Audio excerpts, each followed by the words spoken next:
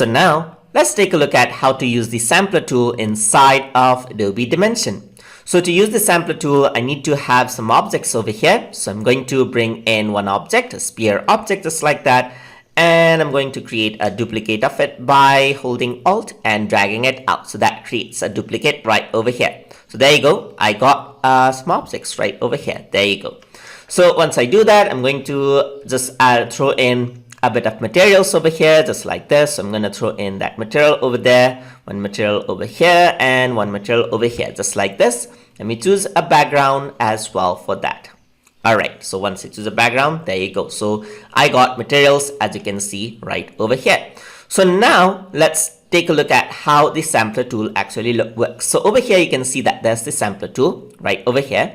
And here it says there are sampler types. So you can take material as a sample and you can take screen color as a sample. There's mode like sample mode and there's apply mode, as you can see right over here. So let's just do this. Let's take a sample. So if I were to go over here and click it, you can see that this is the sample right over here. This is the material that is sampled. If I were to click here, you can see that this is the material. If I were to click here, that's the material right over there. So that's taking sample.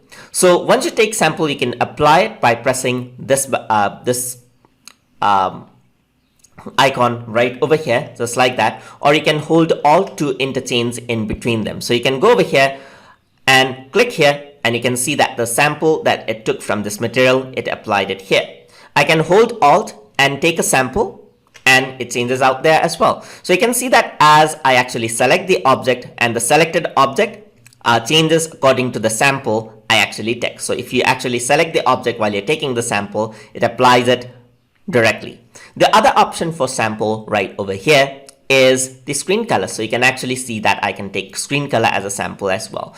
And this is when you don't want to take just the material as a sample, but the colors over here onto the side as sample as well. So I can actually go over here onto the side and take samples of those colors as well. So let's just hold Alt. So it changes out. And if I were to click it, you can see that this is the sample color and it has been applied. I can take a sample of the sand right here. You can see that the color has been changed. So it takes the color of the screen color, as you can see right here, even the outside, as you can see, and that will be applied over here onto these materials, just like that. So that is how the sampler tool works inside of Adobe Dimension. So I hope you guys learned something as always. And as always, please like, comment, share, and subscribe.